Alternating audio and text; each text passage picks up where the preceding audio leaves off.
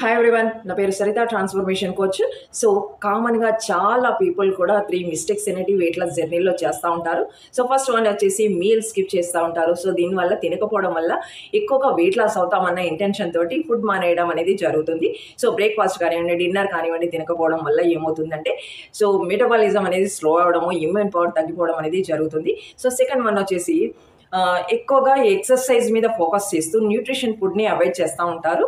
So దానివల్ల weight loss జర్నీలో 20% మాత్రమే ఎక్సర్సైజ్ అండ్ 80% న్యూట్రిషన్ యాడ్ చేసుకున్నట్లయితే హెల్దీగా వెయిట్ లాస్ అవ్వడం అనేది ఉంటుంది. సో థర్డ్ వన్ వచ్చేసి శరీరానికి కావాల్సినంత వాటర్ తీసుకోకపోవడం. సో దీనివల్ల ఏమవుతుందంటే ఇమ్యూన్ పవర్ చాలా తగ్గిపోతుంది అండ్ ఫ్యాట్ బ్రేక్ డౌన్ అవ్వడం జరుగుతుంది, మెటబాలిజం అనేది స్లో అయిపోవడం జరుగుతుంది. సో ఇలాంటి మిస్టేక్స్గా మీరు అవాయిడ్ చేస్తూ హెల్దీగా వెయిట్ లాస్ అవ్వాలి అనుకున్నట్లయితే స్క్రీన్ మీద ఉన్నటువంటి నెంబర్కి కాల్ చేయండి అండ్ కామెంట్ బాక్స్లో ఎస్ అని మెసేజ్ చేయండి. సో మళ్ళీ కలుద్దాం. Okay, so thank you.